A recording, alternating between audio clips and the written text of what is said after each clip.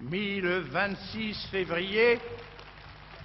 à la tête de la 2e armée par Joffre, qui décide en même temps de tenir ferme à Verdun, il installe son poste à Souilly. C'est de là que jusqu'au 1er mai, il commandera la défense, de telle sorte que notre dispositif, articulé en 4 groupements, Guillaumat, Balfourier, Duchesne sur la rive droite, Basler sur la rive gauche, ne cessera pas dans son ensemble d'être bien agencé, bien pourvu et bien résolu, et que l'offensive allemande échouera décidément malgré la supériorité de feu que lui assurent 1000 pièces d'artillerie lourde. Si par malheur, en d'autres temps, en l'extrême hiver de sa vie,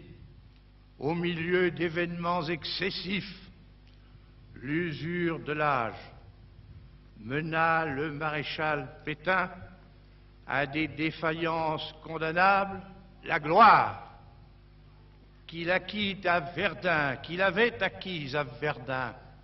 25 ans auparavant et qu'il garda en conduisant ensuite l'armée française à la victoire,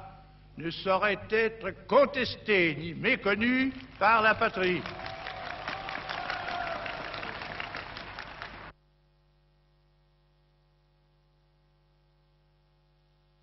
Sur ce champ de bataille, il fut prouvé qu'en dépit de l'inconstance et de la dispersion qui nous sont trop souvent naturelles, le fait est qu'en nous soumettant aux lois de la cohésion, nous sommes capables d'une ténacité et d'une solidarité magnifiques et exemplaires.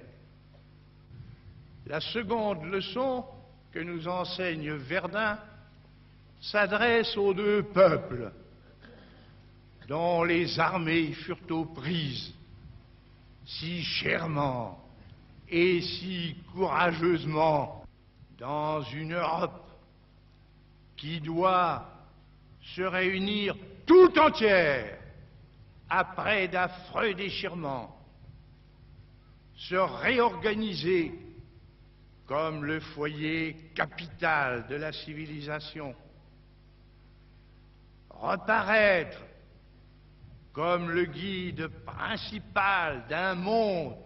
tourné vers le progrès, ces 2 peuples voisins et qui se complètent l'un l'autre, voient s'ouvrir devant eux maintenant la carrière de l'action commune fermée depuis qu'à Verdun même, il y a 1123 ans, se divisa l'empire de Charlemagne. Cette coopération directe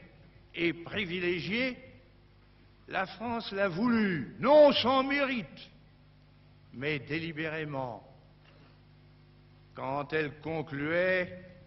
en 1963 avec l'Allemagne un traité plein de promesses. Elle y est prête encore aujourd'hui. La 3e leçon concerne nos rapports avec tous les peuples de la terre. Notre pays ayant fait ce qu'il a fait, souffert ce qu'il a souffert, sacrifié ce qu'il a sacrifié, ici, comme partout et comme toujours,